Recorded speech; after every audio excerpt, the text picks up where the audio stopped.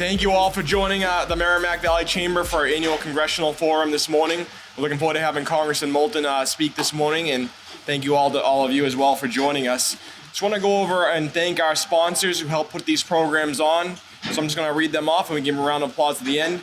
I want to thank All Pro Electric, Covanta, KC Carpets, the Merrimack Valley Chamber Means Business Program, the Merrimack Valley Credit Union, National Grid, Tech Inc., the Engineering Corp., and Unicare. So thank you to all of our sponsors for helping us put these programs on. And I just want to mention also that the Merrimack Valley Chamber, as you know, has over 100 in-person programs each year. The one program I want to mention today is April 3rd. The Merrimack Valley Chamber will have our Spring Business Expo Health and Wellness Fair. It's taking place at Michael's Function Hall in Haverhill. It is an excellent opportunity for you to promote your products and services to the hundreds that will be on hand. So there's information to sign up right in the hallway. You can check it on our website, merrimackvalleychamber.com. And if you sign up before the middle of March, you get a $100 off early bird savings as well. The last thing I'm going to mention also is that the Merrimack Valley Chamber is on all the social media platforms, so make sure to follow us, comment, share any information we post as well, and we appreciate your support. So, and I'm going to turn it over to Joe now, so thank you for joining us. So we want to say thank you to an individual who's here today. As you know, the Chamber hosts both SCORE and the Massachusetts Small Business Development Center every other week. They alternate for free business counseling in English or Spanish. Well, we're very fortunate that we've been able to develop a program in conjunction with SCORE, which is administered by the SBA and also assisted by the Mass Office of Economic Development. There's one counselor. He's probably the youngest counselor in SCORE's chapter. He's now, I think, 85 years old or close to that. He's been a SCORE counselor for at least 15 years. We're very proud of the fact that he's been with us for at least 12 years, and he's now decided to retire. And we want to say thank you. And we'd like to ask Peter Moore back to come up here and receive a Cal.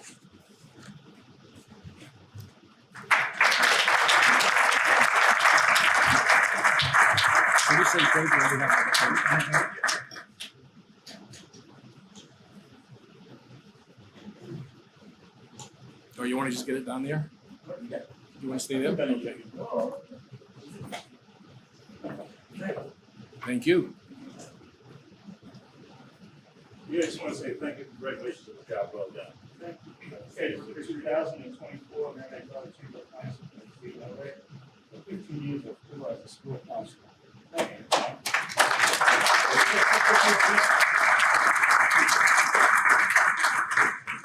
I just want to let you know, retirement is where it's from. I haven't retired twice.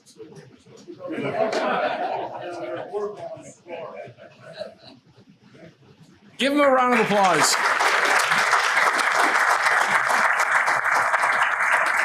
We want to recognize two officers that are here today. We want to recognize Eunice Ziegler from the Methuen City Council in the Y.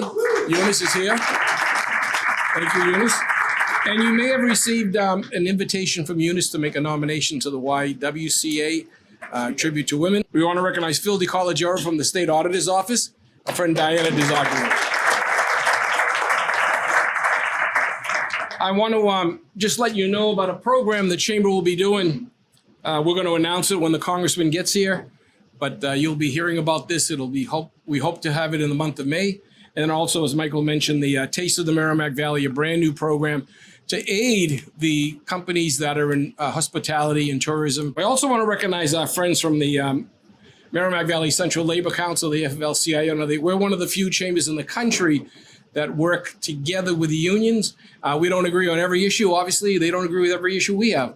But the fact is that we get things done. We've done 7 food drives, a diaper drive, a toy drive, a book drive, and there are more coming. And very shortly, there's going to be a program they're doing in conjunction with a vocational school for helping kids get into the apprenticeship program, because we all know that vocational jobs are desperately needed in this region. And you're going to hear more from the Chamber on that. So give our friends a round of applause.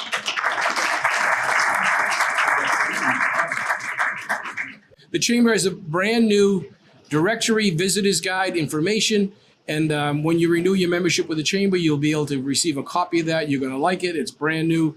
First time we did it in color. We get calls literally every week from companies needing assistance, and we call their offices. And if we don't get the Congress member, because they're usually in Washington, we'll get their aides.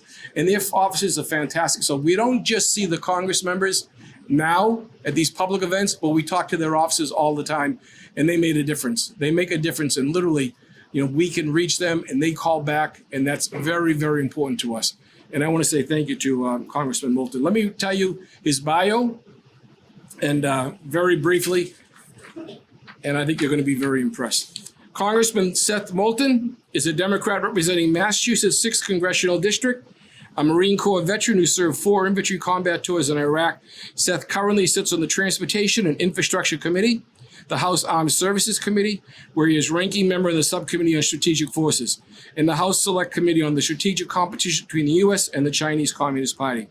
He was named the most effective freshman Democrat in his first term, and no House or Senate office has won more democracy awards from the Congressional Management Foundation than his team.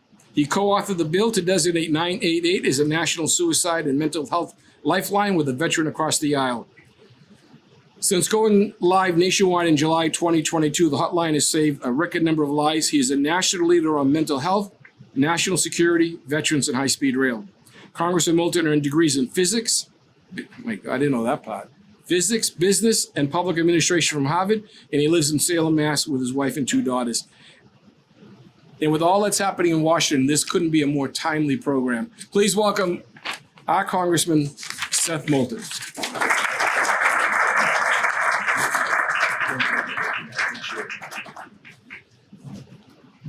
All right. Well, thank you. It's always a pleasure to be here.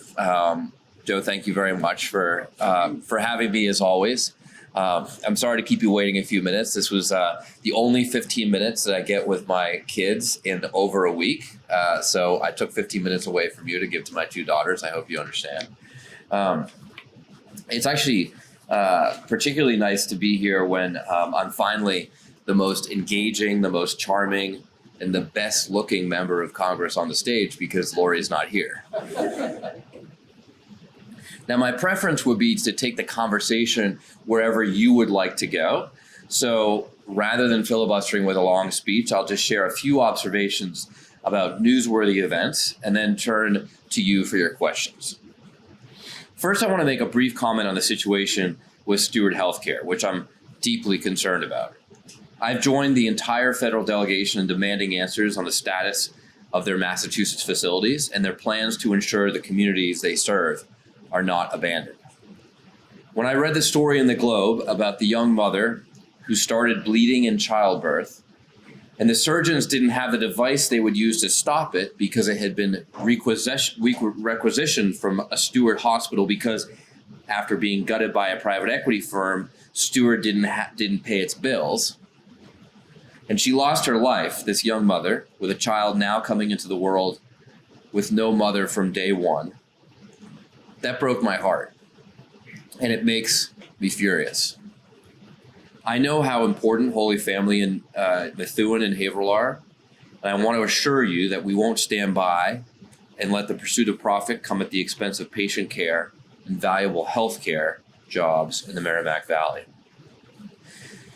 Now, a few comments on current events, since there's a lot going on in the world today, and candidly, a lot to be worried about. This week, I'm heading back to Washington, where we face an extraordinary moment for U.S. foreign policy. I'd be happy to discuss the complicated situation in the Middle East and how important it is to walk the fine line between tough deterrence and avoiding a wide regional war. In effect, we have to deter both. The strikes on Iranian targets in Iraq and Syria on Friday and over the weekend, and the additional strikes on the Houthi militants in Yemen are the most recent salvos in what is really a decades-long war. So we need to stay on guard. Congress, meanwhile, continues to scrape by, powered by short-term measures to keep the government running. To his credit, Speaker Johnson was able to maneuver a bipartisan tax deal through the House last week, but I don't see much ambition among Republican leaders to really solve the big problems this year. There are 4 major items tied together in a Senate deal that was released this weekend: funding for Israel, funding for Ukraine, funding for Taiwan, and immigration reform. Each would pass on its own. This is the fascinating thing about this deal. Each of those 4 elements would pass the Congress on its own.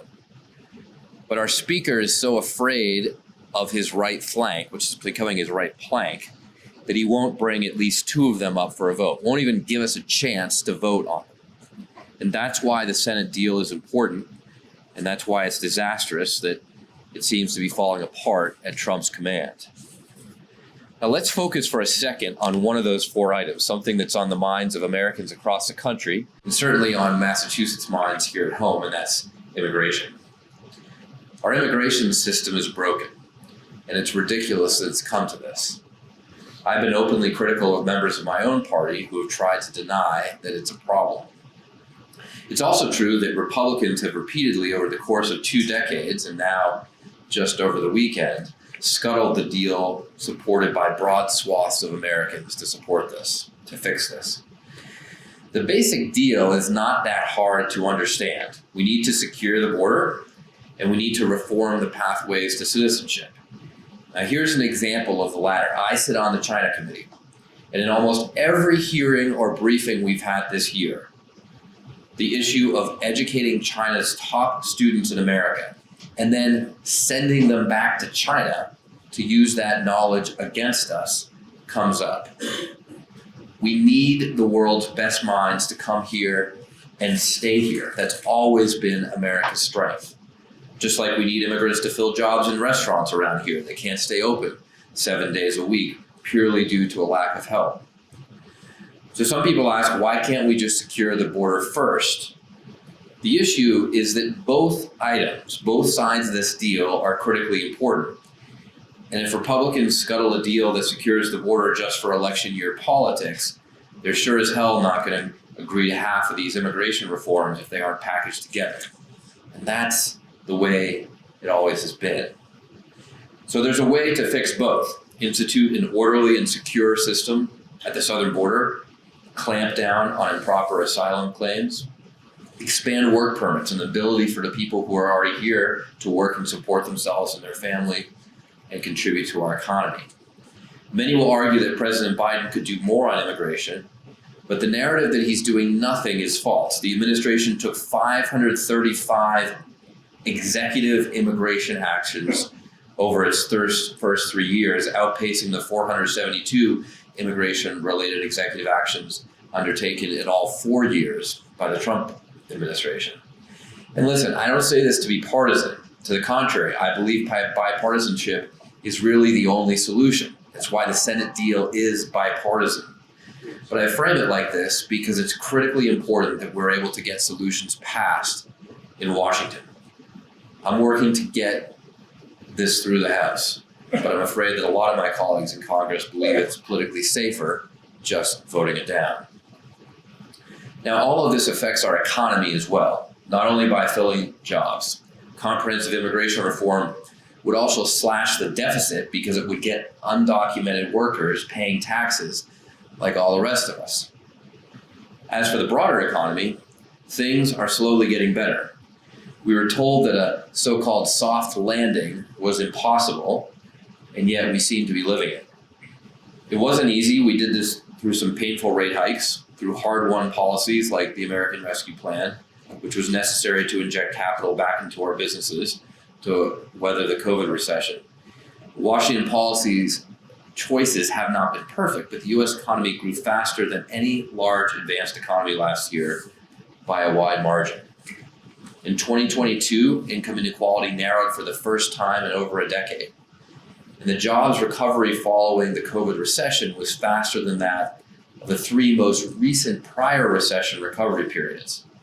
It took 28 months, a little more than 2 years, for the labor market to return to its pre-recession level of jobs. In contrast, it respectively took more than 6 years and nearly 4 years for the labor market to recover from the jobs lost during the Great Recession and the early 2000s recession.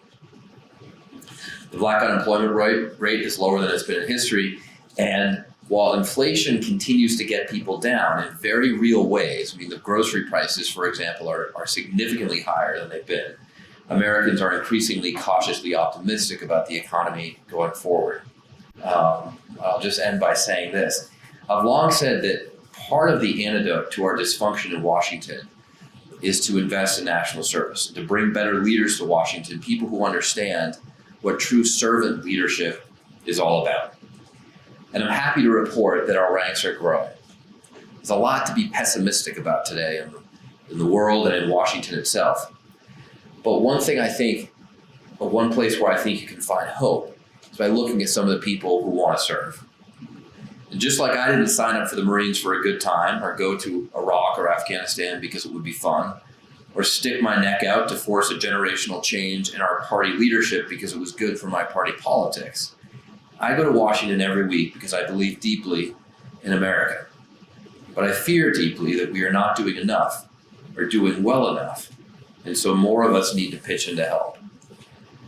For all of our problems, there are still millions of people around the world looking to America for inspiration, counting on us for leadership, and lending credence to Abe Lincoln's well-worn phrase that we are the last best hope, even while our current course is perhaps better described by Churchill's admonition, Americans will always do the right thing, only after they've tried everything else.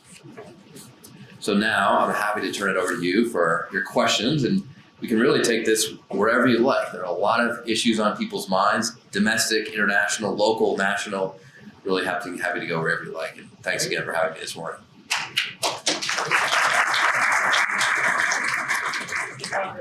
Yeah. I know on the news, the internet, there's a lot of misinformation.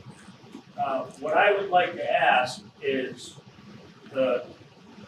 was there a signed peace agreement between Ukraine and Russia some years ago? And if so, why did the United States want to torpedo that, if that's true? Again, I don't know all the facts. I see all the news articles about this peace agreement that the Europeans had put together. And one understands Zelensky signed it, Putin signed it, and they sent Johnson over, this administration sent Johnson over to torpedo it. I'll see if you can answer that. Thank you. I'm not familiar with this particular piece of disinformation, but there's no peace agreement. We would love to have a peace agreement in Ukraine. It's costing thousands of lives, including hundreds of innocent lives, every week that this continues. But I think it's critically important that we not let Putin win in Ukraine. And there's three reasons for that. One is that he has proven over time in Georgia and Crimea that if he's not stopped, he'll keep going. And if he keeps going, that's American lives who are fighting and dying in Europe. The second issue is that the precedent that he's setting for the offensive threat of nuclear weapons, hey, I'm gonna go take this country because I have nukes, will set off nuclear proliferation all over the world if it's not stopped. And the third reason why it's critical that we stop Putin in Europe is because the closest watcher of Ukraine is Xi Jinping in China.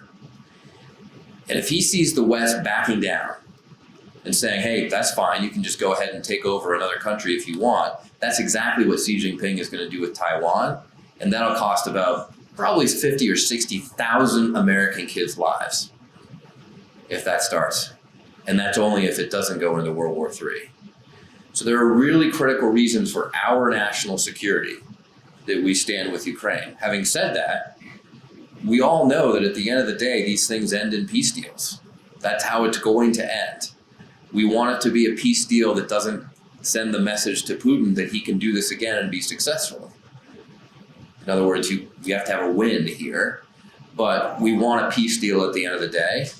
And the hope, the fundamental strategy here is to get Ukraine into a position with our aid where they can strike that kind of peace deal to end the war. Thank you. Yeah, good morning, Congressman. Just, I got two questions. I just want to thank you for your comments of the lost servicemen that we lost last week. You did a great job of watching. And my other thing is, as we see the migrant situation in Massachusetts, the governor asking for funding, more funding from the federal government. Do you see any funding coming in the near future for the state of Massachusetts? I mean, Frank, the honest, blunt answer to your question is I don't see a lot of funding coming if we can't do any of these deals in Washington. We're not going to fund our way out of this. I mean, look, the money doesn't grow on trees down in Washington, right? We got great cherry trees. We don't got money trees down there. So more money for the federal government fundamentally means your tax dollars. It's just your federal tax dollars instead of your state tax dollars. That's not the solution to the problem. The solution to the problem is to stop the flow of migrants coming across the border in a completely unregulated way, right? And the way to do that fundamentally is to have an immigration system that says, we want you to come here, but you have to come here legally. That's where we need to get. And that's what the Senate deal, it's not perfect, but that's what the Senate deal moves us towards. Right now the message is that you can get away with coming here illegally, and that's not working.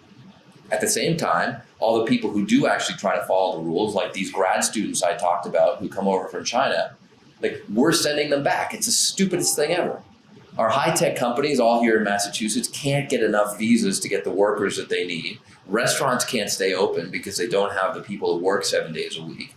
And yet we have all these people who were sitting on, the benches at Logan Airport when I was there at 1:30 a.m. last night, coming in from out west, that don't have a place to live and don't have any jobs. I mean, the situation is absurd, and that's why the response of saying, this is a good election issue, we'll just kick the can down the road for a few months until November, is completely unacceptable. Francis? Congressman, I just want to say something. I just don't understand why did it stop at the Congress itself, work together and create some kind of amnesty for the people so they can. That's Ronald Reagan, I remember. But he actually put something together, legislation together, make a lot of people become out of the shop. Yeah. So what actually stopped Congress to say to do that? And another thing is, you just say, what people come here to leave. Let me tell you one thing. They also make it very hard for people from other countries to come here on the eastern road. So at the end it might become illegal if they have to. The problem with this country is this country provides a better life to anybody in the world. So if we appreciate it, why make it so hard to come over legally, and why cannot get together to create some kind of honesty for the people living here? Thank you. Yeah. Well, look, you've helped frame this problem really well. And this is why you need to have an immigration deal, right? You can't just do one thing or the other. There are a lot of the sort of far right, the conservatives on the far right, think that you just build a wall at the border and no one ever comes over. Number one, that would be disastrous for our economy. Number two, it's disastrous for our deficit because, as you say, all these people are living in the shadows. They're not paying taxes, right? And number three, it's just not going to work. It's going to further incentivize people to come here illegally, but still figure out how to do. Have you ever tried to cross the border to Canada? One of the most absurd things on earth is, there are all these terrorists coming over the southern border. Well, if a terrorist has half a brain, he's not going to fight his way across the Rio Grande when he can just walk through the woods in New Hampshire. There's not even a fence. Right? So there's some common sense we need to have here about how this whole thing works. And the thing that other people understand, like the Senate Republicans who put together the deal this weekend, is that you have to do both things. You've got to reform the ways that people find a pathway to citizenship. That's not only good for our economy and reduces our deficit, it encourages people to do it legally. At the same time as you secure the border. But the issue, frankly, look, you can look at the history here. Every time there's been a deal on the table, It's been House Republicans who've shot it down, including when George W. Bush put this deal together himself. You know, Trump controlled the White House, the House, and the Senate all at the same time. All three. Didn't need a single Democratic vote, didn't do a single thing for immigration reform. Not a single reform passed through Congress. Because they want to make it an election issue. They don't want to fix the problem. And that's why the problem is so bad today. Tom and Nancy, over here. Yeah, thank you, Congressman. Bringing it back to the Merrimack Valley. Yeah. What is the best case scenario for the Holy Family situation? I mean, everyone just asking me about it. The nurses belong to our labor council. They're keeping us kind of updated. But what's going to happen? I mean, it's such a public safety issue. It's a major issue. And look, I'm going to be honest with you. I don't know what the exact that situation is, but I can tell you what I think the principles are. I think one, patient care has to come first. I mean, we can't have more stories like this young mother. I mean, I've got a 2-year-old and a 5-year-old at home. Like, we can't imagine them, growing up without even a mother from day one. So we can't have situations like that happening again because the system is broken and falling apart financially.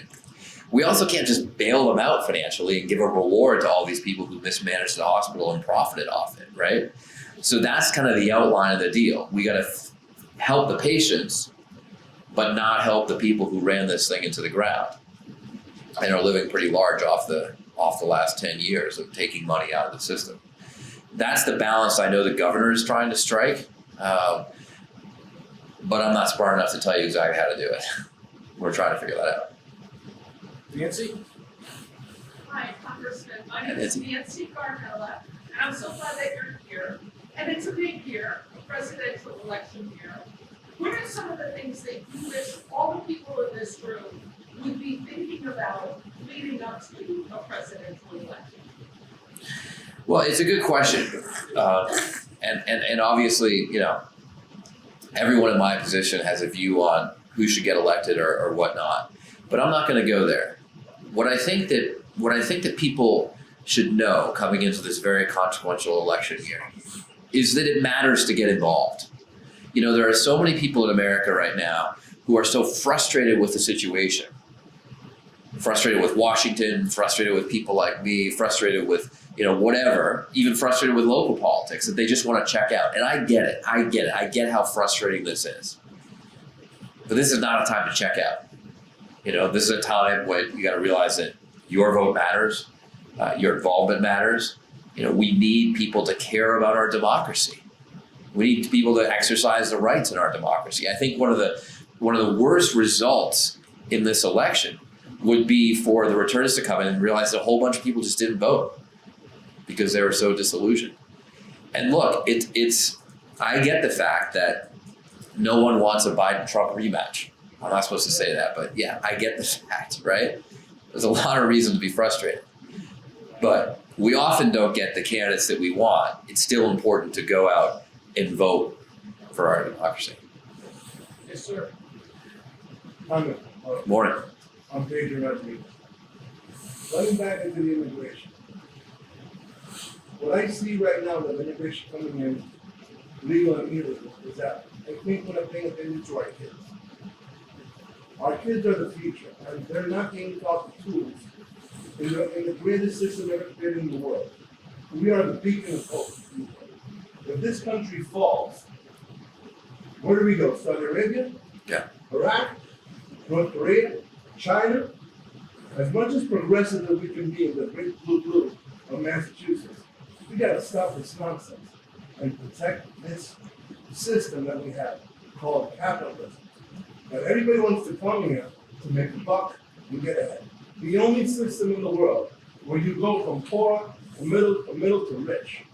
And they're stopping it for suppression, high taxes, interest rates, and they're not focusing on the kids. What are the kids being taught? Socialism. Che Guevara is my hero, an assassin. I'm Hispanic. I know who he is. I know who he was. I know everybody who's in South America running away from the grips of socialism, where they have a small land, work on their coffee beans, and then the state takes it away. And then they have to come up here, living in socialism. We got to invest in our kids. and stop the mindset, oh, we gotta get an Indian doctor. Why don't we create a Lawrence doctor? We got a bunch of Dominican kids, Indian kids, born here in the United States, who are minorities, who are white, who are black. Why don't we invest in them? So it's a good question. I mean, when do you think America got this right? When did we get it right? Yeah. I would say during World War II, because Yeah. we had all these people in World War II, and then the government stepped in, okay, the GI Bill, they got professions, they got jobs, they had trade, they were tradesmen, tradeswomen, and then it grew. Yeah. So I would agree with you. And a lot of people Where are we now? look back. Almost socialism. Okay, my turn to talk. Good speech. A lot of people look back to that period in American history, and it's because we invested in things that really matter. We invested in our kids through education. We invested in our veterans. The GI Bill. The GI Bill has been called the single most successful piece of economic legislation because it returned about $7 to America for every $1 invested, because these troops used their education. They built businesses, they built families, they built livelihoods, right? And they sort of raised everybody up. We also invested in infrastructure. We see our infrastructure falling apart today. We are not the envy of the world. We look to the other parts of the world for great infrastructure. That everyone used to look to us, and that's no longer the case, right? But here's the reality: making those investments costs money. Tax rates on high earners were a lot higher back then, significantly higher, right? Because that's how we had to pay for this stuff. Income inequality was significantly less because everybody got a chance to rise up. This is one of the first generations in American history where your chances of getting ahead are less so than your parents. You have less of a chance of rising up the economic ladder. And that's because there's such a big difference now between the top and the bottom. Back in the 1950s, CEO pay was, I don't know the exact number, 100 times higher than entry level pay, right? Now it's thousands of times higher, right? So you have this super elite with a lot of money, and it doesn't get invested back into the country. So the reality is that if we want to go back to that ideal where we invest in education, for example, my hometown of Marblehead has basically had flat investment in public schools for 20 years. Now there are problems with our public schools, and I don't, you're not going to find me as someone who put my life on the line for the country. I'm not going around preaching socialism, and I get the fact that, you hear that sometimes or whatever, but we also got to look at the math. You got to look at the math. And if we don't invest in our country, then we're not going to get these results. And as a younger American, I'm getting older, but as a relatively younger American, it's very frustrating to me that my parents' generation is basically just passing us a whole bunch of bills. They're passing us a massive deficit. But it's not just the deficit and the debt. It's the fact that for decades, they have not reinvested in our infrastructure. So all of a sudden, we're supposed to not only build the infrastructure of the future, but fix all the infrastructure that they built and never maintained, right? Our public schools. I mean, how many of you, when you look around your towns, see a whole bunch of new public schools? Because if you looked around your town in 1955, probably 80% of the schools were new because we built those schools. Right? But now they're all falling apart. And that bill is coming due all at once because we haven't invested in our schools. We haven't just literally built new buildings and repaired the old ones since the 1950s. So there's a whole generation of Americans that have been living fat and large, not having to pay much to invest back in the country and just sending the bill to us. We got to fix that. Yes, go ahead. Thank you, Congressman. We speak on common ground with both veterans, different generations. I'm a boots on the ground Vietnam veteran. I would like to know why the government allowed the VA to make us jump through all kinds of hoops, but yet to get any benefits. But yet, when I watch TV at night, it looks like the government is giving money away to the Marines that served at Camp June from 1953 to 1987. Like, am I misinterpreting something, or is the government just waiting for all of us Vietnam veterans just to die off and the problem disappear? Well, so the question for those of you who didn't hear is about this. How many of you, you turn on the TV in the morning and you see these ads for a Camp Lejeune settlement, right? I mean, depending on what time you watch the TV. I mean, if you watch early in the morning, they must figure that a lot of veterans get up early, because that's when I see all the ads, like you're early at the gym or something. So this is coming from the fact that Camp Lejeune, major United States Marine Corps base on the East Coast, had a criminal problem with its water that gave a lot of people cancer, and not just Marines, but their families, their kids growing up on this base. It took a long time to finally reach a settlement, but basically the government finally admitted, yeah, we screwed up, and we owe some money to these people who have been trying to pay for their cancer care or dying from it, from this situation over the years. What I don't like about this is that the way it's being implemented is basically you go hire a lawyer, they take a big cut of the settlement and get the money. That's where all these ads are coming from on TV. So when you think, okay, we're just giving a whole bunch of money away, it's kind of the way the deal was worked, where it doesn't just say, hey, veteran, fill out some paperwork and prove that you've got an issue and you can file a claim. It's go hire a lawyer who's going to take 30% of the claim. And nothing against lawyers. I know there's some great lawyers here, but that's kind of what's going on, and that's why there's a big business being made out of this. Now, as for the VA, look, I'm a VA patient, all right? I made that promise when I got elected. I said I'm going to keep going to the VA. At the time, I was the only member of Congress who got my health care from the VA. We have a house physician. He thought I was nuts. All right, the first time I got surgery at the VA, he sent a doctor over to supervise because he was worried they were going to kill me. All right. So our VA system needs a lot of work. Having said that, it is getting a lot better. And there are a lot of veterans right now who want to go to the VA, who want to see the VA get better. In fact, if you survey veterans, they don't want the VA to go away. They want it to be improved. They like going to the VA, but they just want to make sure that they can get the care that they need. If you have trouble with getting the paperwork done, getting eligibility, come to my office. I mean, we've literally won awards for our constituent services for helping people like you get the care that you've earned through the VA. So if anyone out there, a father or whatever, has trouble getting access to the VA, and you can't get it through the VA, please come to us for help. And the bottom line is the Camp Lejeune water settlement. No, it's a lot less than the money we invest in the VA. Is that an automatic file for it? You lose 30% of what you're going to give you? No, that's a good question. I should clarify that. You don't have to go through the system of hiring a lawyer. You don't have to, but they make a lot of money off of it. Is that an automatic for those who were involved in that 34-year time period? I was not at Camp Lejeune then, so I've not walked through the process myself, so I can't answer that question precisely. Again, it seems like there was a great disparity that all of a sudden the water issue with Camp Lejeune. Yeah. Well, like I say, the reason it seems like that right, yes, sir. The reason it seems like that disparity is because of the ads you see on TV. All right here. Yeah, thank you. Yeah. Probably the youngest one says, to go back to that.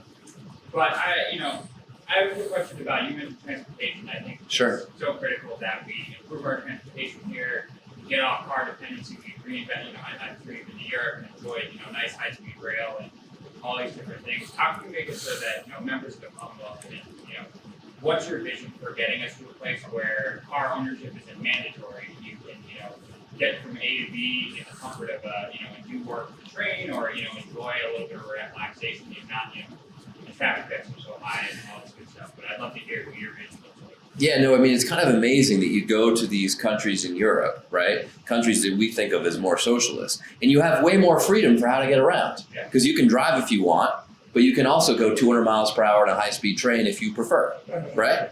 And guess what? Sometimes going 200 miles per hour is better than 30 miles an hour sitting in traffic, And we can, by the way, we can also force everybody into electric vehicles, but then we're just going to have silent traffic jams. That doesn't solve the problem, right?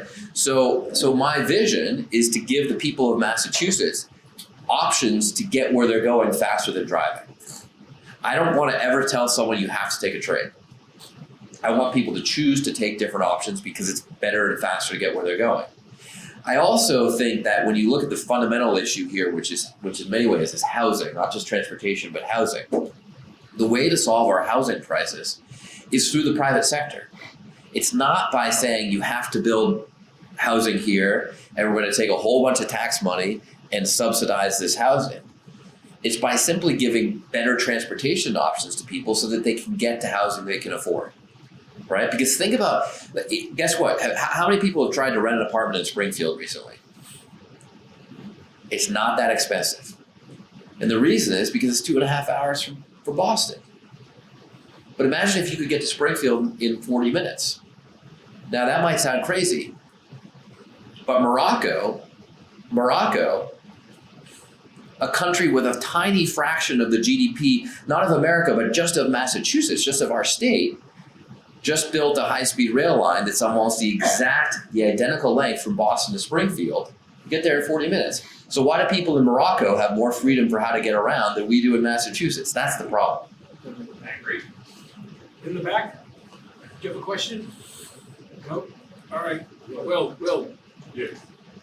Good morning, Congressman. How you doing? My name is Will. Well, good morning. I'm a Navy veteran, Thank you for your service. and thank you for speaking when they opened up 2015 over at the Veterans Quarters. That's right. That's a long time ago. My question to you is, we're seeing since 2015, 2013, I've been working at the VA. We started a legal clinic there. And we've been seeing a lot of veterans that are coming back that have other than honorable discharge, bad paper discharge. And it's getting more and more. What do you think you can do about that? What should we do about it? Because the process of getting that paper done or produced, it takes 2 to 3 years. And it's affecting our veterans' housing, their repair, their jobs. And now they've even on the BD 214, instead of saying dishonorable discharge or other than honorable discharge, it has another little box that says, oh, he had a serious offense. And this goes back to whoever the employer is that's looking at them. And then they look at this background check, the guy's working for 3 months or so, and then they say, okay, we got to Right. So let me get after this. So look, our veterans in America, as a group, right, are better educated. They do better when they come home. Economic success is higher. They're more involved in our communities. They're more. They're disproportionately Fortune 500 CEOs, right? So veterans do really well, and we should be very proud of our veterans. But as with any group of people, you got some bad apples, right? So if you have a veteran who, learns weapon skills and then turns that into starting a militia to go against the government, for example, that's not someone that I want to reward. If that person gets a dishonorable discharge, it doesn't seem right that person should get all the same benefits at the VA as someone like you or I, right? And that's why we have these rules. But the problem is this. I'll give you an example. The problem is with a Lance Corporal that I served with in Iraq, who was probably the biggest hero in our company. And when we went into a tough situation in Najaf 2004, long story short, we're clearing houses in the dark, night vision goggles, in a basement. And a terrorist came around a corner and tackled this Marine. And in this fight that ensued, he wasn't able to use his gun. He had to kill him with a bayonet. And that was a pretty amazing thing for an 18-year-old kid who grew up in a town like yours or mine to have to do in the name of our country. It's also the kind of thing that could give you a little bit of post-traumatic stress going through that, right? And so he came back, and guess what? He screwed around, he drunk too much, he got in a little bit of trouble. He did not do anything terrible. He didn't rob a bank or hurt anybody, but he just messed around, and the command thought they would send a message about discipline by kicking this guy out and giving him an other than honorable discharge. Not a dishonorable discharge, didn't do anything wrong, but they said, oh, no, you're not a good Marine, so that's how we're gonna handle this. Of course, what they should have done is gotten him an appointment at the VA. Go talk to someone, right? So the irony is that I won't use his name, but this amazing hero, this 18-year-old that I served with, and I'm very proud to know, and we still keep in touch, he needs the VA even more than I do. He's the one who should be getting first priority care at the VA, not just because of his heroic actions, but because when you do something like that, you sometimes get some baggage that you need to deal with. He can't get access. Well, we fixed the problem, my office did, but until we did that, he couldn't get access to the care. That's exactly the situation you're talking about. So the challenge is, how do we figure that out? How do we go back in time and figure out, who got a dishonorable discharge for good reason? We don't want to incentivize that person. Who, for bad reasons, the military said, hey, we're going to deal with this problem by just kicking this person out, rather than getting him the care that he needs. And those people need to get access to the VA. I tell you, we're working on this a lot, and I don't think there's any office on Capitol Hill that's done more to try to fix this problem, to try to repair these discharges. And we can talk about it more offline, and if you know some people who need help, how they can specifically get it. Okay, I think we got We got Peter, and then we have two more, and that'll be it. Okay. Questions. Peter. You got to speak up, Peter. I'm a person approaching 90 years old. 90. 90. Wow. Very much so. Let's go back to the fact that during our time, we paid more percentage of taxes than Congress was doing now. But there is a solution. Raise the taxes on some people and on other people, because you can and pay for it. I did when I was a young man. I went through all that. I went through and I paid and I dropped. And I hope someday Congress will get itself together and get enough money for us to fix the problem. It comes from us. Peter, I'll just look, I agree with you. Now, Americans want to make sure, they want to have confidence in the fact that their tax dollars are being spent well, they're being invested well, right? And that's part of our responsibility in Washington, to say, hey, if we're going to raise your taxes, here's how it's going to be invested that'll make our country better and stronger, that'll benefit our kids, benefit our troops, benefit the things that we want to fix, right? But you're right, and one of the problems in Washington today is just a simple lack of courage to ask people to make hard choices.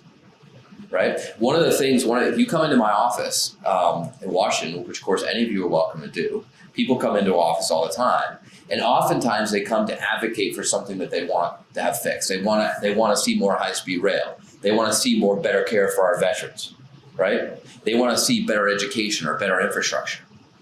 Sometimes they'll bring in a kid who's got some terrible, lifelong disease, and it breaks your heart. And they say, why can't we invest more in research? I've had hundreds of these meetings since I took office in 2015, hundreds of them. And they're powerful. And I mean, almost every one of them, I agree. Yes, you're right. We should be investing in this. We're the greatest country in the world. We should solve this problem. How many people do you think have come into my office and said, hey, I got a great idea like you, Peter, for how to pay for it? You could still be the first. And that's the reality. Is people don't want to come to terms with the fact that we've got to pay for this stuff. Last question, and then we'll do a presentation by Chairman of our Government Affairs Committee, and then the Congressman will be available. Thank you, Congressman, and also thank you for all of the service that you've done throughout your career in Massachusetts. My name is Jennifer Raymond, and I'm with AgeBand, which is the Area Agency on Aging, covering this Merrimack Valley and North. We've heard a lot today around investing in youth and schools and education. I want to make sure in that conversation we're also investing in evaluating older adults and seniors and elders in our community, who many of whom are having to make choices between, do I go to my doctor's appointment to fulfill my subscription, manage my diabetes, or do I have to this month. One of the large issues facing older adults, I think, the community in general, is the mental health crisis. And I know you've been very invested in that, particularly with veterans. Can you talk a little bit about your vision for addressing the mental health gap across the board, veterans and beyond? Yes, absolutely. I've done a lot of work on mental health, and we'll continue to do that because it's a place where we have a lot of work to do.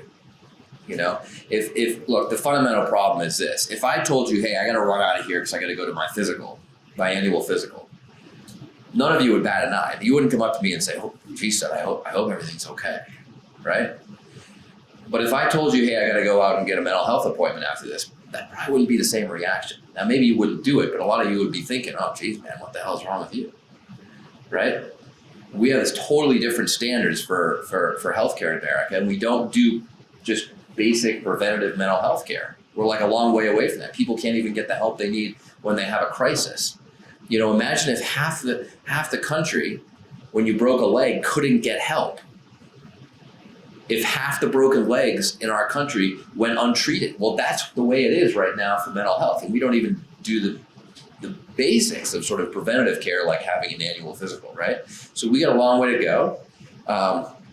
I happen to have a focus on veterans because of my own background, but there's a lot of work that needs to be done with older Americans too. I also do a lot of kids' mental health work, and Joe mentioned at the beginning that I passed this bill to establish a national mental health hotline. Now, I do agree that we need to, this is another place where people come in and say, hey, we need to invest in seniors as well.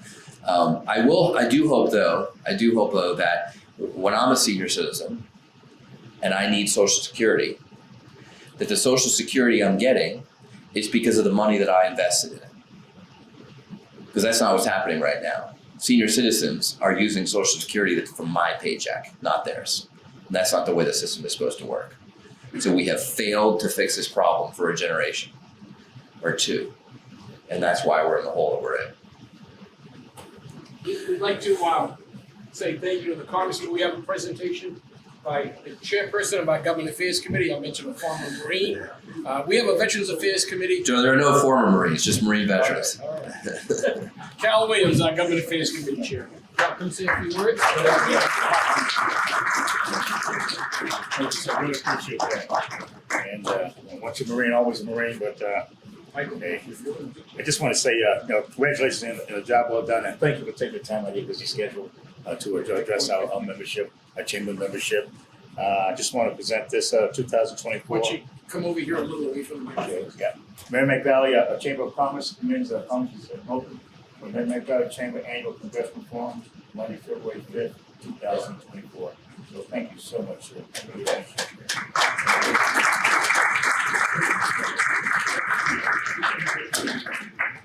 All right, thank you all very much. Let me say a few words.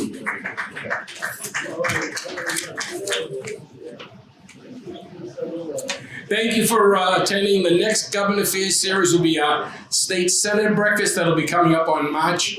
That's with the 3 members of the State Senate. As you know, we just followed up this program with the mayors and the town managers and lieutenant governor.